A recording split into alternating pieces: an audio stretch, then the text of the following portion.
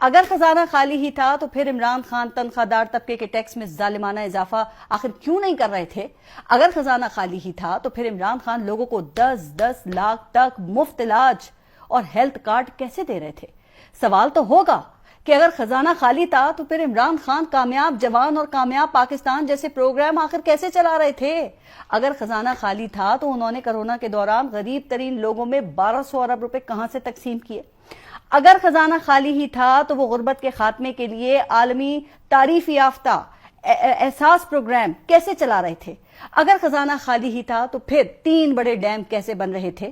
بھئی اگر خزانہ خالی ہی تھا تو عمران خان غریبوں کے لیے لنگرخانے اور پناہ گاہیں کیسے کھول رہے تھے؟ اگر خزانہ خالی ہی تھا تو عمران خان IMF کے دباؤ کے باوجود پیٹرول اور ڈیزل سستا کیسے بیچ رہے تھے؟ بجلی کا فی یونٹ 5 روپے سستا کیسے کر دیا گیا تھا؟